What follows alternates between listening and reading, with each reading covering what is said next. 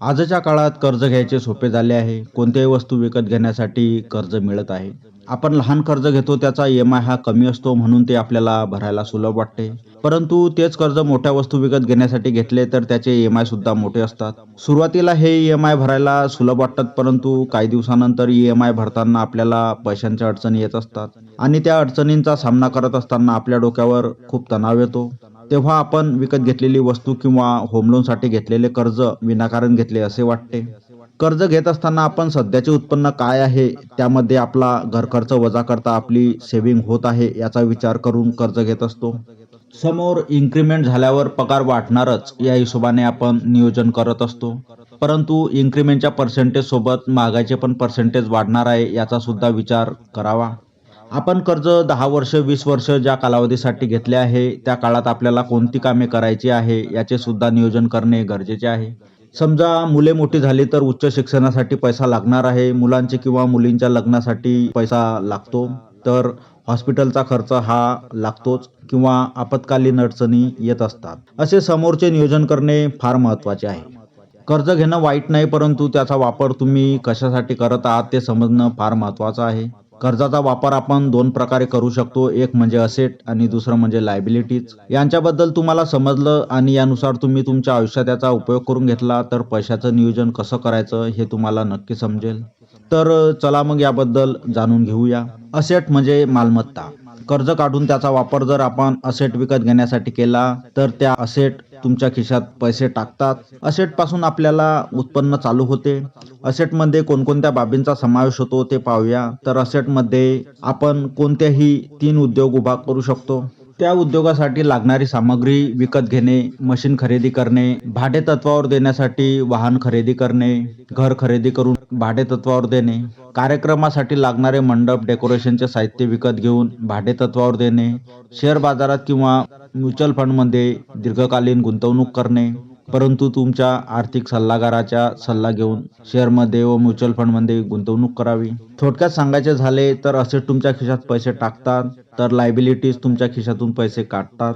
आता तुम्हाला असे समजलंच असेल तर आता आपण लायबिलिटीज बद्दल बोलूया. लायबिलिटीज म्हणजे दुसऱ्याला देणं. कर्ज घेऊन आपण अशा वस्तू विकत घेतो त्या वस्तूमुळे आपल्याला पैसा तर मिळत नाही परंतु आपल्या जवळील पैसा दुसऱ्याला द्यावा लागतो. लायबिलिटीजचे उदाहरण पाहूया. ब्रँडेड मोबाईल खरेदी करणे, ब्रँडेड कपडे, वॉच, लक्झरी लाईफस्टाईल. लग्नासाठी कर्ज घेऊन शोबाजी दाखवणे, कार खरेदी करणे, नको असलेल्या गोष्टींसाठी आपण पैसा खर्च करतो ते सर्व लायबिलिटीज आहे. आपण एखादी कार खरेदी केली तर त्या कारमध्ये पेट्रोल टाकण्याचा खर्च वाढला. कारचा मेंटेनन्स करण्याचा खर्च लागतो. कार खरेदी केल्यावर ती दारात लावून तर ठेवणार नाही. कार आल्यावर जिथं काम नाही तिथं फिरायला जाणार. कार खरेदी करणे वाईट नाही. परंतु खरोखर आपल्याला कारची गरज आहे का? आपल्या इन्कममध्ये आपल्याला कार परवडेल का? कर्जावर कार खरेदी केली तर पुढे अडचण आल्यावर आपली EMI थकणार नाही ना? या सर्व प्रश्नांची उत्तरे जर हो असतील तर तुम्ही कार नक्की घ्या. तीच कार तुम्ही भाडेतत्त्वावर दिली तर ती लायबिलिटीज नसून तुमचे असेट बनणार आहे. श्रीमंत व्यक्ती अधिक श्रीमंत होत आहे याचे महत्त्वाचे कारण म्हणजे श्रीमंत व्यक्ती सुरुवातीला आपले असेट वाढवण्याचा प्रयत्न करीत असतात आणि त्याच्या व्याजावर आपल्या लायबिलिटीजच्या वस्तू विकत घेत असतात. हे लोक वर्षाला 10% व्याजाने कर्ज घेऊन ते महिन्याला कमीत कमी 20% कमावतात. म्हणून म्हणतात ना, जो हाताने कमावतो तो पोट भरतो आणि जो दिमाखाने कमावतो तो खिसा भरतो. कर्ज घेताना नियोजन कसं करायचं ते पाहूया. सर्वात प्रथम आपण व्याजदराचे काय महत्त्व आहे ते बघणार आहोत. कर्ज घेताना विविध बँकांचा व्याजदर हा काय आहे ते बघणे फार गरजेचे आहे. ते आपण गुगलवरती सहज चेक करू शकतो. ज्या बँकांचे व्याजदर कमी आहे त्याच बँकेतून कर्ज घेण्यासाठी अर्ज करावा.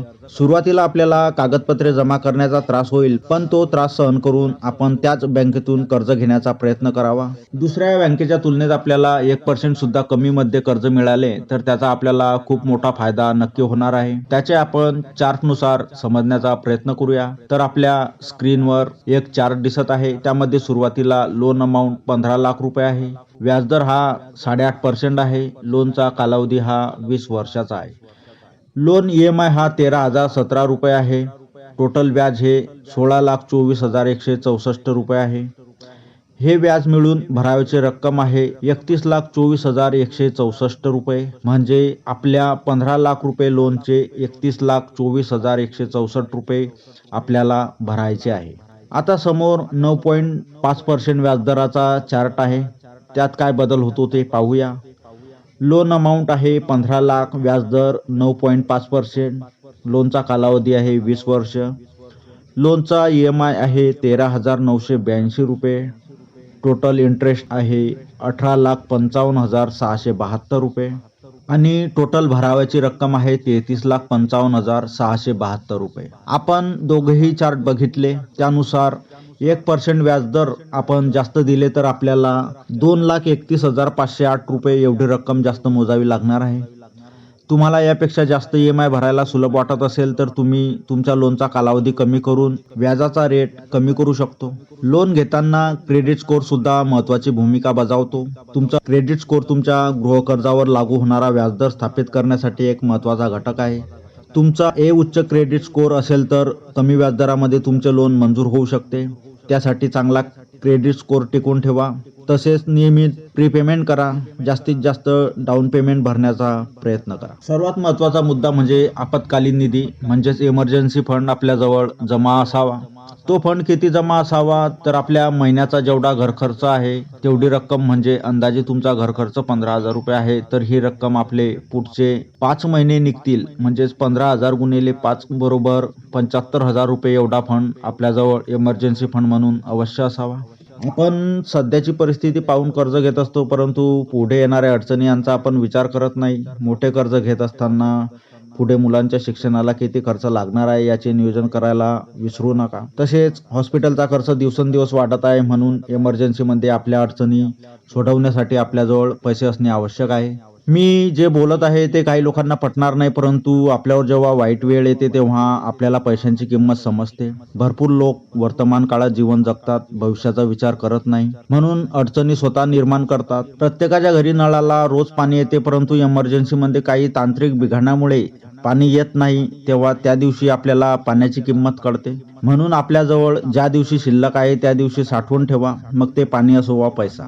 कारण दोघांची किंमत तेव्हाच समजते जेव्हा आपण आपल्याजवळ असल्यावर त्याची उधळपट्टी केलेली असते. म्हणून समोरचे नियोजन करून ठेवा. दिलेली माहिती तुम्हाला आवडली असेल तर व्हिडिओला आपल्या मित्रांमध्ये ग्रुपमध्ये शेअर करा व नवीन व्हिडिओ बघण्यासाठी आपल्या चॅनलला सबस्क्राईब नक्की करा. धन्यवाद.